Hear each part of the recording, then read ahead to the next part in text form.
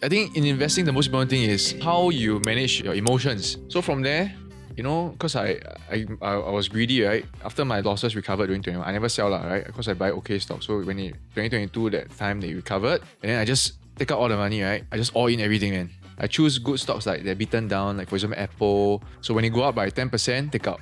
Then I choose another stock that was down again, all in like that. There was a few times that I buy stocks like Micron on the earnings, right? Because that's called no more investing. It's like gambling, right? I put all in 1 second, right? The earnings came out. 1 second, I can't even see the earnings, right? The stock dropped 10% straight like that. Immediate. My heart also. So from there, I learned like I can't do that anymore. So I have to be safer. The way you react to losses or wins will affect how you invest. So I think that was the most important one.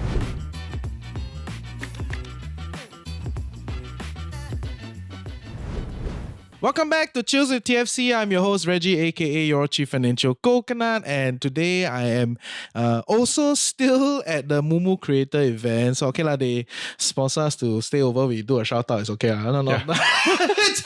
Not too bad lah. Huh? Okay, yes. So likewise with Evan, today I am joined with Jun from SGWealthJourney, and he has quite an interesting story lah. So I was hunting for stories. I thought, okay, this is an interesting chat. So yeah, for our audience that don't know you yet, could you introduce yourself and we can take from there? So I'm Jun. Actually, I'm currently a tennis coach, right?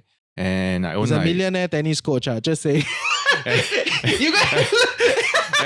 and also I sort of like have just a few coaches under me, and it's called Jun Tennis Academy. So is that a bigger part of your life, or is like this investing thing a bigger part of your life? For sure, tennis has been a part of my life for a long time. So I started late. Usually people start at like 5 or 6, but I started at 13 years old. 5 or 6? Who starts at 5 or 6? Everyone. Everybody starts at 5 or 6. Okay. So this is an athlete turned millionaire. Later we will talk about the finance story. Okay, we just talk a little bit about the athlete part first. Okay. So every reputable tennis player starts at 5 or 6, right? I wouldn't say reputable. I say like an age. Those that decide to, those kids that want a DSA or they want to train hard, like famous professionals. Everybody usually starts at 5 or 6. Okay, so even the ones that come through you to try to DSA, yes, you tell the parents that start early. I won't tell them start early. They want to start early because they kanchiong, So they will start at like they'll ask like, can we start training at 4 years old? Cannot, man. I mean, you have to like, you can't even catch the ball, so you have to like, can't even learn tennis. But they still will do it anyway. And then from there, I will try to teach more like tennis stuff once they reach like 6 or 7. Then from there, some of them train like 10 hours every week at maybe 8, 9 years old. Wow. Okay, crazy. So this is how wealth is intervening with our education system. Yes. And not only that, they not only have tennis, but they have all the different tuition. Every subject they have, then they have like even a DSA interview tuition. What?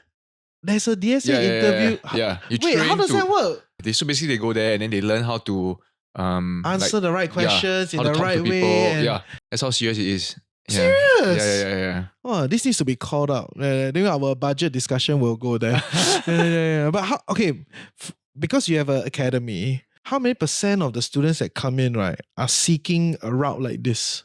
Actually, almost all the kids that apply will want a DSA. Most of them, yes, except foreigners. But usually all the Singaporean kids that learn tennis, they are looking to try to DSA. Oh my God. Yeah, even though some they're asking for a dream, right? If you train 1 hour a week, there's no way you can DSA. Okay, yeah.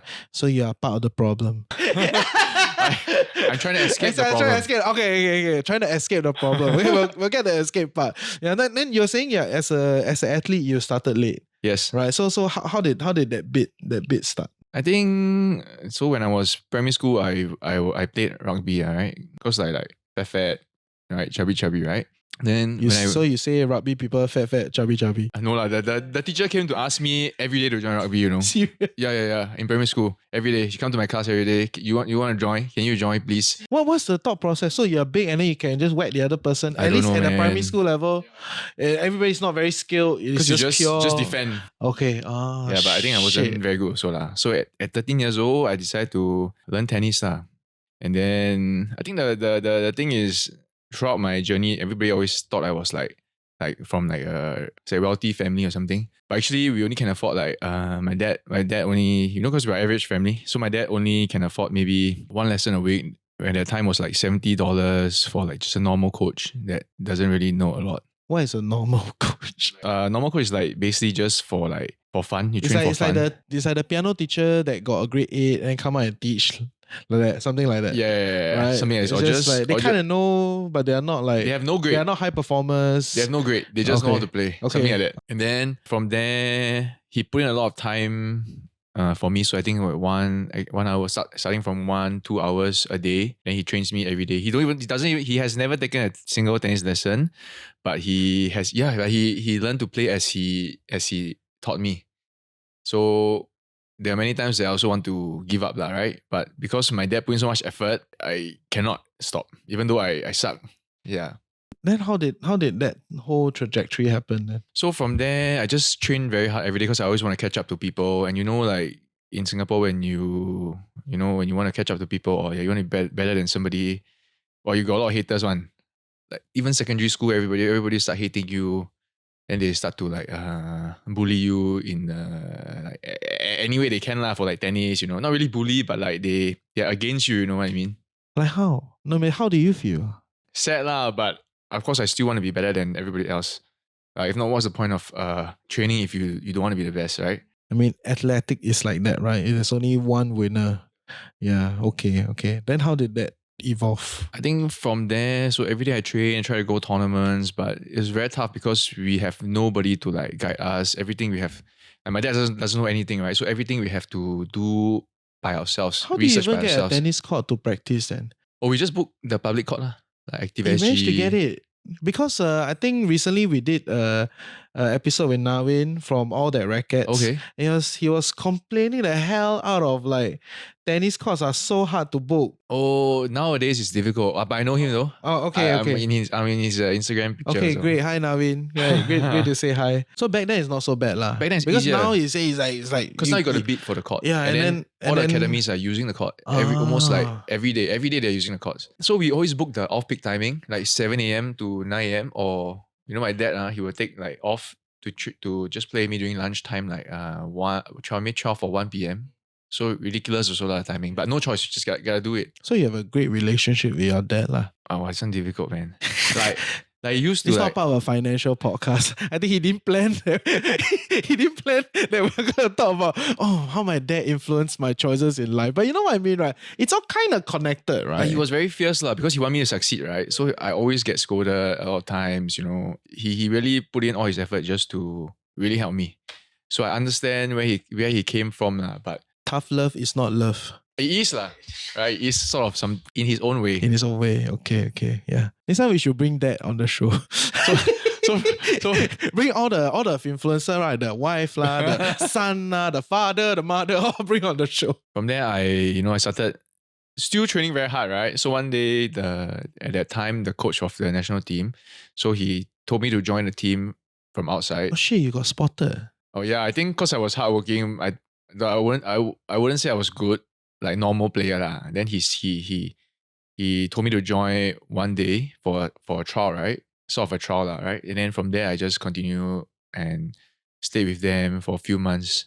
Okay. Yeah. But you never made it to national athlete level. I played professional for a while. I went full time Awesome. for a few years. Awesome. Yeah. So I trained full time in Taichung, and then How did that happen? Thailand. So how do you go from like rando kid that worked very hard in secondary school, spotted by a national coach, and then like become a professional? How does that professional like tennis player journey look like? So they stopped the like some of us like I cannot say this. We stopped the program. Yeah, I cannot say this one. Like, say like lah. top secret. So they stopped like sort of the program lah, right? A few people weren't allowed to come anymore. Yeah, secret stuff lah. So like we were not allowed to come anymore. So then where do I train? Because to find a certain level of people to train with. That's why I reached like quite a high level also, right? Because I train with like the best people, right, in Singapore. And if you cannot have anywhere to train anymore, if you don't have anywhere to train anymore, you have to find like alternatives, right?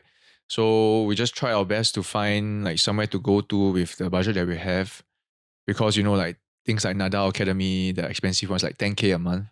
No way you can afford, right? That's just like, I don't know, maybe more than my parents like combined pay or something. I don't know. Is Nadal even there? He is. Oh. Sometimes. Sometimes, right? Yeah, You know, but it's at like, that time, I think. it's like Gordon Ramsay's restaurant, he's rarely there, right? Yeah. So it's like, But it's tough. So I think our budget was about maybe 4K a month, which was quite a lot already. okay. This was pre-NS. After NS After already. NS already, okay. Then you decide you want to go professional, and then this was the path lah. You have to train somewhere, okay, and then you leave because there's just not a program here that works for you lah. Yeah. Okay. Then we had to go, and then from there, we also start joining like the tournament. So we started at futures level. Okay. So Taichung first. You gotta educate us because we are like Taichung, idiots on. I think I went around Taichung and Thailand. Okay. So this was like your two ground lah. Yeah. Okay. Tell us that bit, that professional career bit. How did that look like? Okay, so when I was training the national team plus like the other academies, right? After I went overseas, usually you have to train like 5 hours a day. Saturday half day, Sunday off. So I mean, it's not too bad because Taichung and Thailand, the people are very friendly lah. I think more friendly than here. Because in Singapore, like you go, like if you go overseas, usually the teams go together, and let's say even if you don't know each other, they go together, right? But Singapore is like everybody split up one. But other country like they stick together. Okay. Yeah. Then how did that professional journey? How does one even become a professional tennis player? Well, technically, I wanted to be pro since I was young, because I want to earn a lot of money. Because that's the only way, right? Yeah. So from there, you set a plan to try to be pro. So the pro and the full-time training is It's a in tandem type of situation. Yeah. So when you're training as a full-time athlete, you are also a pro already in that sense. Yeah, you are trying to compete at a correct. pro level, so you join competitions, Correct. and that is what being a tennis pro is about lah. In that sense, going to competition and all that. Try hard, tennis, try hard. Try. Okay, and how does the financial mechanics work then in the as an athlete? I think it's very tough because you got to spend your parents' money lah. You just know where you have the money. Because let's say, for example, you go to China to play, right? You got to go a long time. So if you don't have money, you cannot be pro lah. Face it, right? Because I tried, right? There's no way you can, because you need to play tournaments consecutively to get a feel of it, and like really from there you improve, right? But because if you don't have the money to do it, you only can go like maybe 2 weeks. Then you got to come back for a while. Then you go again. You cannot win. Because you need to get the points, and then you need to get the points. So people like us, like we need to play maybe 3 rounds before you get to the main draw. How to play? So tiring, right? Unless you get a wild card, you go straight away to the main draw. Then at that time, you need to win main draw to get 1 point. So you're just spending money because when you go overseas, you pay for the air ticket, then you stay at the tournament hotel because, like maybe at that time was maybe 60 to 100 US per night. So how are you going to afford the traveling? And then you go alone, just with and then you meet people there to train with. You don't even go with coach. No coach, no nothing. Just yourself. How many people actually succeed coming from this structure? Because I can foresee the other route, which is people that are already backed, right? They are backed by brands or they're backed by family money or something, right? And then they can just like roll. And then if they don't make it, then it's just they're not good enough. Like they got the opportunity, right? But then for everyone else like you, which is a wild card that is coming out from nowhere, that has no like deep funding, how many people actually make it? I think cannot. Unless you are from a country that has tournaments you can drive to. That's more possible. Like UK or US. Yeah. Wimbledon, those type, right? In Singapore, there's no way. You have to spend. Yeah. Okay, fair. And do you actually make any money during the pro tennis period? No, man, you can't make any money. How do people even make money? Is it just sponsor money? No, then prize pool lah. The prize pool is so, because like last time we try to play futures, right? So futures you see like prize money 15,000, prize money 25,000, but you only get like 10% only. The winner only 10% because it's a split ma. Oh, with the whole team and no, it's split with all the competitors. So when the competitor, like let's say you finish qualifiers, then you go main draw, whether you win or lose, you get like maybe $90. So it's split among everyone. So the winner only gets 10%, around 10%. Maybe 10, 12% of that US dollar. Crazy. You only can cover your 1 week stay only. Crazy.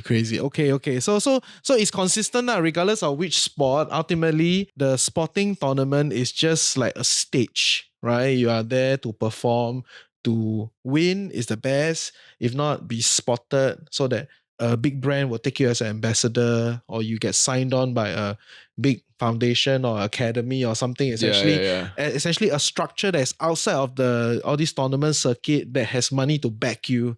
then you can take it as a full-time Yeah lah. athlete, something like that, right? So it's no different from other sports lah, essentially. Okay. And you gave it a shot. I think you can say that you probably gave it your best and it didn't work. And then how did that like journey kind of turn? So I think when I realized that it was very tough, I think I like almost depression, man. I think every day damn sad every day. So I think my wife, then she was my girlfriend, right? She's the one that asked me to go and try coaching first. Yeah. So from there I started to coach, then I become a full-time coach. Okay. And how did that transition look like? I started part-time first, and then I still trained and tried to play tournaments lah. So from there, So you never give up lah, you still try lah. From 2016 I started part-time, then 2018 I started, then I just convert straight away to I'm done. Okay, fair. And you have kind of moved on from the identity as a tennis pro. Now you're a Jun tennis coach, right? now I'm a normal person. Okay. Well, we're going to the money bit soon. Yeah. But I just want to understand. Okay, so as a coach, right? And then now with like 16 coaches under you, right? Like how much money do you make out of this thing? Or like how does this structure kind of work? So basically I recruit the coaches, right? Then I train them, and then I send them off. I always check in with them. So there's no physical place per se lah. There's a system that you teach them how to teach. Correct. So basically I will have like a course to teach them. Yeah, and then check in with them. And you take a cut of their hourly rate. Very little. Because I see for example, some of my coaches are like uni, some are like, some of them are working also. And I know it takes a lot of time. Not everybody drives, right? So I know a lot of them take a lot of time to go to certain places, and the effort they take to teach the students, right? So I don't want to, because as a person that started by myself, I don't want to take away a lot from them. So I try to take as little as I can. What would that be in percentage terms? I think in percentage terms, I take about 30% or 30%, about 30% or less. Okay, but you provide the lead, you provide the system, everything lah. So they just literally go there, say hi and coach. Actually, they can also ask me how to improve themselves, but they don't ask me lah. They have no aspirations on that front, which is fine, right? Everybody has their own thoughts, it's free right? leh, Yes. Okay, it's free. Shout out to you, Shout out to you. Okay, great. So then, so your first bucket, because okay, it sounds like as a pro athlete is damn poor lah, right? Yeah, sorry. like bankrupt, right? Yeah, like wow, like shit like that, you know what I mean? But it's like Schooling's mom, he said, never mind. So yeah. So anyway, it just doesn't work, right? And then so 2018 when you started, like trying to be a coach properly, pretty much in shambles lah. Both your identity and your finances probably both in shambles, right? And how do you then from there become a millionaire, tennis coach? Things by No, I say one. You just go to his TikTok. It's there. Okay. So when I started, right, I didn't know at that time I was undercutting a lot of people. So I started really, really cheap. Yeah. I started really cheap at $60, right? $6 per hour. And I even like spar with people for only like $35 for 1 hour, Also, people pay you to play with them as a part of training like correct, that. Oh, correct. okay, that's cool. So from there, I start to get a lot of clients. Then I start to grow from there. Okay, some of my clients say, how come you charge so low? Yeah, so I start to increase my price based on like what I think. Yeah, they always tell me like, how come you're charging so low? You should charge higher because you're spending so much time. You should like, because they want me to cut down on like the hours I coach, right? Because last time I was coaching, I think 9 hours a day. So carrying the basket all around. Sometimes my dad like bring me there. That's $600 a day. At Pretty that much. time, $500-600 a day. So that's at that time. 2,500 a week. Maybe Don't 10K a month. don't compare. So he already made 10K a month right from the start. At that time, right? Yeah. From there, I receive a lot of, some people even complain to me. I say, how come you charge so low? You're spoiling the market. Because people come and tell me that other coaches, yeah, I didn't know right at that time. Every event, I tell all the influencers raise their rate. Why you all so cheap? Raise. Yeah, so from there, start to like increase my prices, then start to branch out to having a team of people. I think that was the tough part. Then why do it? because you essentially come back and find a footing and make your income, right? And then you did two things, right? You scaled the business and you invested in the markets, right? Like you could have just done one and not the other, right? So if it was so tough expanding the business, why do you do that? Because at first, investing wasn't like top priority to Not me. a big thing lah. Yeah, Okay, because okay. at first I was only doing when I started in army, because you know army, right? So maybe few $1,000s, then I start, but then I never really learn. I just like, okay, because my mother has the account, right? So like the DBS Vickers, so I say, okay, I'm gonna do some research and ask my mother to buy this for me. Yeah, but I think half make money, half lose money, so don't really make any money lah. I break even. So from there I Guys, that didn't. is not the house view. It's not that is a punting. That's not investing. From there I never really touched investing until when I start to work again. Then I start to slowly look at the SG market again, then buy like standard stuff like OCBC, everything. Then after I sell, and then in 2021, like Tiger, Mumu, everything like start to come in, right? All these brokerages. Then I start being more involved. But my company also started to get like the other coaches only around, I think, after COVID. Yeah, I didn't really expand before COVID. Okay. Yeah. So then tell me a little bit more than your investment bit, right? How did it kind of grow?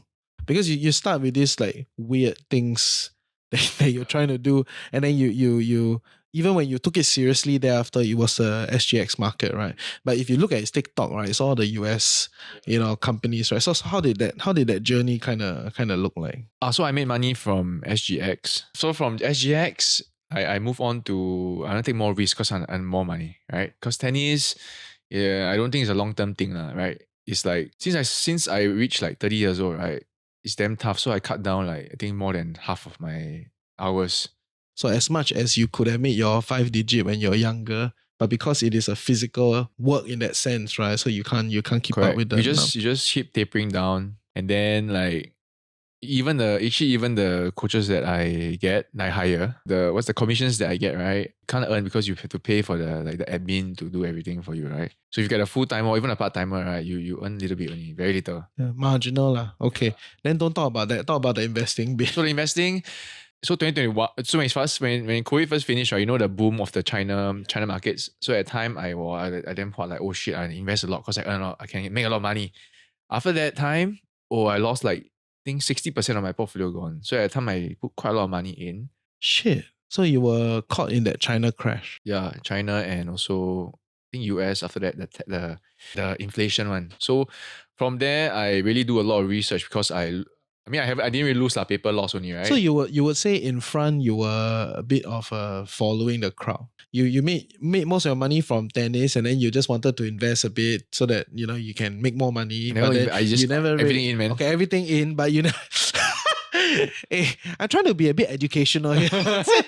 all in, right? But you didn't really learn it and learn some parameters. Like it's very basic at that point in time. Yes, correct. Like, okay, but at that point in time, you thought you know your shit, right? I thought like, yes, making money. That is how everyone thinks. Okay. okay. And then shit hits. Then you kind of like I do my research, yeah. Learn and all that. Okay, so tell me more of that bit. Like, what do you learn? How do you kind of like ultimately come to this portfolio and make your decision? I learned that if I don't buy the right stocks, I'll be very depressed.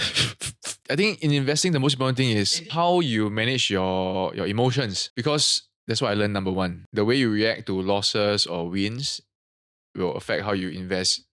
So I think that was the most important one. The other stuff, not so important, because as you start to buy like Max 7 kind of stocks that will succeed, right?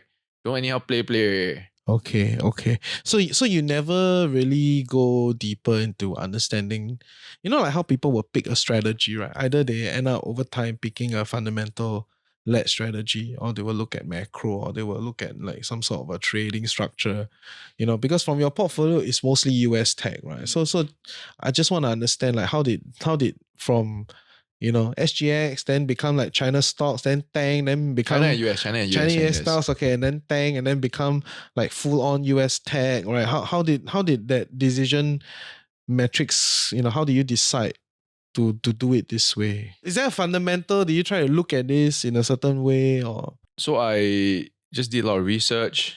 I went to all the different YouTubers. I never see Singapore one lah.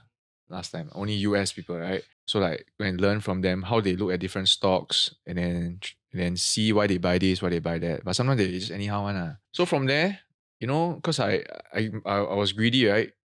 So after my losses recovered during 2021, I never sell lah, right? Because I buy okay stock. So when 2022 that time they recovered, and then I just take out all the money, right? I just all in everything, man. I choose good stocks like they're beaten down, like for example Apple, like Meta. I just all in. So when it go up by 10%, take out. Then choose another stock that was down again, all in like that.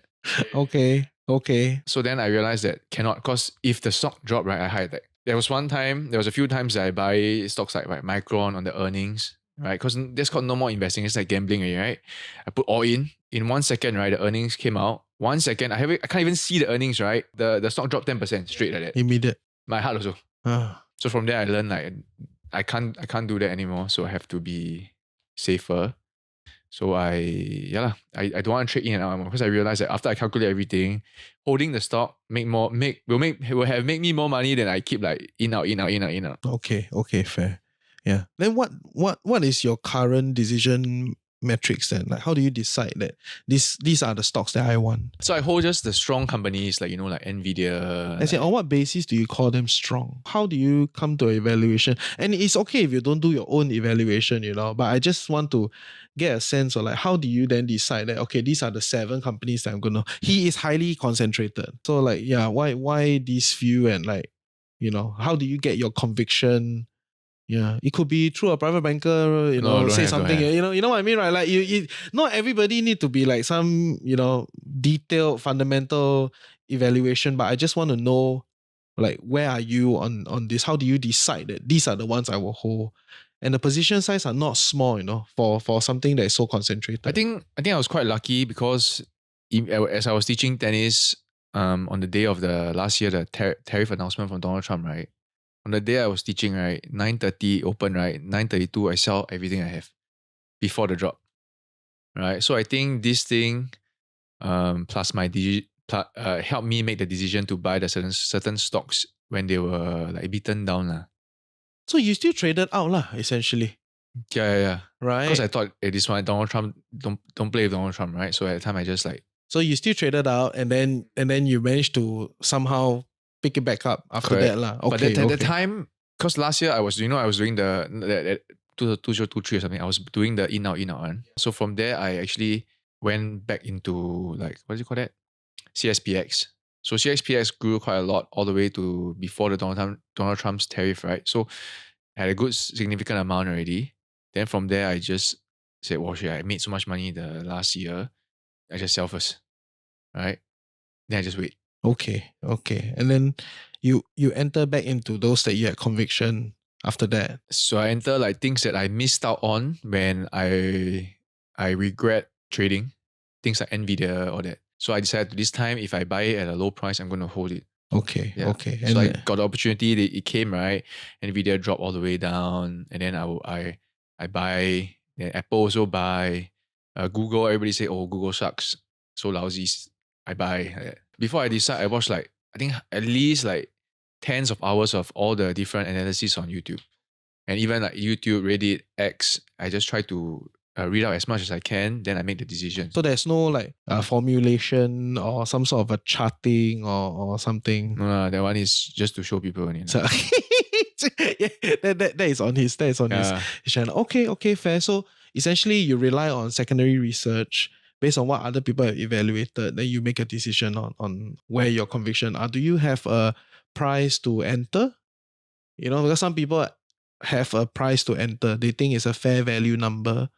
They try to go in, or like, where are you on this? Just so I get it out of you. Because fair value is very hard to calculate, right? So for me, I always depends on your assumptions, right? Correct. Yeah. And then like I will see like that. Okay, what's the target price of all the other institutions? What's their target price? Then from there, I'll see like okay, maybe the fib retracement, and I start to enter when it reaches a certain point. Like okay, I feel like before the certain percentage, right? Maybe I buy a bit first, and then I buy a bit like that. Because I don't want to time the bottom like last time. I cannot do it anymore, right? I mean, I can't always be so lucky. So I'll just, like 30%, 30%. And if it goes down more, never mind. If it drops another 10%, never mind. I just hold, and eventually it'll go back up anyway.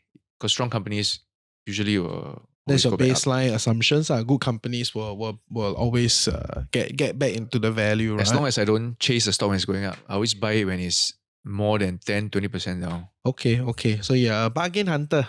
Yeah. Everybody, you have to lah, right? You buy things from like all the shops also. Yeah. Must buy Okay. on sale only. Okay, fair. So if today someone, wants to kind of like also manage their money a little bit better, be on this, like, I don't know if you are on a fire journey, you sound like you are, Yeah. like I want to be in control of my time. Yeah. So like if someone else is considering this and then they're watching you and they say, what is Jun guy? Like Cox, like buy here, sell here, bye. Never tell me anything proper. Just like, I go in here, come on, it's like, but like how would you advise them to like move on this journey or get started on this journey? I think emotion is number one. Risk appetite, you can have any risk appetite you want. You must be able to control your emotions. So it depends how much you're willing to, but you see, if you don't put a lot of money inside, to you the money must mean something, because if it doesn't mean anything to you, you won't go and learn if you won't go and learn if you lose. Usually people, when you lose a lot the money that is meaningful to you, you will go and do a lot of research. Okay, how am I gonna like what stock should I buy? Everything. If you just put $1,000, it means nothing. You're not gonna learn anything. Okay. So must have some skin in the game, like in your point of view. A lot of skin. Right? Must have a lot of skin in the game. Yeah. So if there's no skin in the game, it's like you just try, you're not committed to it. And that is same to be said about every other thing in life, right? If you are just trying it out and then that's it, right? You cannot have like a backup, I must say. If you have a backup, then you won't do this like 100%, So then what would be your next plans and where are you heading with this? Because I think you got some good stuff figured out, right? You found as much as it was a treacherous start, you managed to find a footing in the sport that you love, not as an athlete, as a coach. You have a system going, although your coaches also probably getting old, so you need to get a new batch of young ones. A new batch of young ones. It's a cycle continues, and then you have like this whole investing thing that looks like it's working. Although I'm trying to, I'm struggling to understand. So the point is, you make money, right? You make money, right? You I make money. That's the point. Yeah. Fair. Go and look at his channel, okay? Yeah. But what would be next, and what are your priorities? Where are you going forward? I think the next thing I want to do is I really want to, like I said, I want to be in control of my time. So like when I want to do something, I just go and do it. I don't want to, have the responsibility of, let's say my students, they need me every week, right? I don't want, I always feel bad if I have to cancel lessons. Or if I go on holiday, I feel like, my student, they need me, right? Because they want to win or something. But on the other hand, I also feel sad that I cannot do what I want. Or like, even if I do what I want, I always have this thought at the back of my mind, right? That, maybe I should have gone and teach them. Or I shouldn't have gone on holiday. So he chose to cancel his students. There's no more students. Yeah, Don't no more care, students. no sweat. Yeah, that's my end goal. Such great wisdom. Great responsibility. Okay. Any parting words? Any other aspects of personal finance? Because I never really go to talk about other aspects of your personal finance. We just really talk a little bit about this like investing thing, how you're doing it. So is there anything else that you want to share? I want to say something that I think is very maybe controversial. A lot of people say that once you start earning money, you shouldn't spend it, right? But I think you should know how much you can spend. And if you want to buy something nice for yourself, you should just go ahead and buy it. Because a lot of people say, you must stay frugal forever. Then you don't live your life, So I feel like people should, if you earn a certain amount of money, you have a certain amount of money already, you want to buy like a nice watch or you want to buy a nice car, just go ahead and buy it. And then it will also spur you on to continue working. But don't buy too expensive lah. I cannot afford, don't buy. How do you reconcile that? No, because glad you brought it up, because I was just thinking about this thing recently, right? Like you think about it, the story is always like, be prudent, right? No lifestyle inflation, all your assets invest in the markets, and then you can grow, and then you get a 4% drawdown after that. That's the whole FIRE thesis, right? Okay, so that's kind of how it's built. So everybody, because it's very hard to profess an investment ideology or like you actually know what the hell you're doing, right? So everybody everybody will focus on let's keep the lifestyle inflation low, right? And then that is the mantra that runs through everything, But at some point, it really feels like, oh my God, this is a horrible life, Like it's so boring, So glad you brought it up. Because basically you're just seeing the numbers go up and you're not using anything. Like, what are you going to keep it for? Yeah. But the numbers do make sense if you control that lifestyle, right? So you need that arbitrage, right? And you need that difference, right? So without that surplus, you can't invest. So to contextualize for people that are still kind of building up, right? When you're younger, probably it's easier because if you have not tried a lot of fancy things, right, they're not very important in your life, right? Yep, so yep, so yep. You're more basic, which is great. You can tahan a bit longer, right? So it's kind of like just stretching that simplicity for a little longer to see how much longer you can go. Because probably at some point, right, this kind of little so-called comforts, right, become non-negotiable. Recently, I've been taking a lot of like ride sharing. Yeah, I don't want to say which brand because not sponsor. Okay. So I've been doing a lot of ride sharing, and like just a few years ago, there was so much hate about how some young professionals they keep taking the ride sharing and then they post on IG and TikTok and then like they cannot whack by everyone. That's why you're poor, blah blah blah blah blah blah blah. So it's like okay, and then I was in my head at that point in time, I was like, I mean, the netizens have some point lah. You every day you do ride sharing, of course you will. You go anyhow count. You spend about 800 to 1,000 a month, right? So you then you don't kind of, talk say you are very poor, right? Yeah, the numbers add up. You made a choice, but if you actually make 2-3 times more and you are expected to function at a much higher level, at work, at your business, at whatever you're doing, right? Then these things become marginal cost, They become an important cost to expand so that you stay sane, on your way to the next important meeting. Correct. I'm not going to squeeze in the MRT Correct. for an important meeting that has 101 element of uncertainty. You know what I mean? Like, you don't know what's going to happen to a train. You don't know who you're going to meet in the train. You don't know which ruckus is going to happen down there, because that is essentially the public environment, right? All sorts of things can happen. It's not wrong. But because you are trying to function at a higher level, and in order to function at this level, you're paid a certain level anyway, right? To function at this level, then these things become cost that you have to cost. Yeah. Right? And even things like dressing a little bit better, feeling a bit better, like all these things just all adds up, into being able to perform. So is that what you're trying to say, or you're trying to say, just have fun nah? No. I'm trying to say, like, you can spend on the things that maybe your wife wants, or you spend money on your family. Like, for example, let's say, of course, you don't do things like, okay, let's say you want to buy a watch or what. You don't buy like 100,000, 200,000 watch, right? Maybe you buy something that's 10, 20K, or if you want to, depends on how much you have, right? You don't want to spend, I would say, like, I wouldn't even spend like I think more than 10, 20% of like what I earn every year. But you still want to be able to enjoy your life, right? You cannot be like save everything, then you never use. You don't even want to, let's say you don't want to take Grab, you don't want to buy a car. Even like, let's say the normal car, maybe 1,000 plus, you don't want to buy, you want to take MRT every day, right? But then your job requires you to go different places. But because you want to save that little bit of money, then you just fail to function at a higher level, right? Actually, that is more detrimental. Yeah. Okay, fair. I think there is some wisdom there. More than the buy here, sell there, buy. Yeah, because I'm damn sick of people, right? Like saying don't buy anything. Then what are you living for, right? You should buy something that you spend on things that you like, right? Don't spend a lot, but let's say you like tennis, you just do once a week, right? You don't need to do like every day. Don't become like a Nawin. Yeah, don't buy too many rackets. Yeah, don't buy too many rackets until the wife complains, and then I must move on. Okay, fair, great. So I think that's a fun discussion. Any last things you want to add?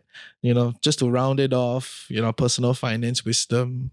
I think everybody can reach the same level as long as you work hard. You have to really sacrifice your time, because when I was young, I don't have time to meet my girlfriend. I just work every day. That's why I really want to do a series with the wife, the husband, just to My dad. just to get the different perspectives. Yeah, okay, fair. So work hard, keep up the grind, trust the process. Then after that, you can relax a bit. After you can relax a bit. So are you there? Would you say you're relaxing a bit more? You know what? Once you are always grinding, right, it's very hard to like taper down. You feel very guilty. Yes. Feel very lost, very anxious. Like, okay, wasting my time. Yeah. Okay, fair. But objectively, it also means that you have attained a certain level that you're comfortable with, that you think like, okay, I can not so xiong, I can taper a bit. But then structurally, because you've been a high performing athlete, you just cannot. Yeah. You know, there's a lot of that, right? Okay, fair. Thank you. So if our audience would like to connect with you, where is a good place to go? So my website is junboytennis.com, Jun Tennis Academy on Google, and TikTok is SGWealthJourney. Nothing special lah. It was fun. Thank you for your time, and I hope you enjoyed today's episode. If you like what we are doing here, go to thefinancialcoconut.com to put your email address so that I can route out the algorithm. Don't need to always do content to reach you. Send you updates when interesting things happen, when we have events. So with that, thank you. We'll see you at the next episode of Chills with TFC. Bye-bye.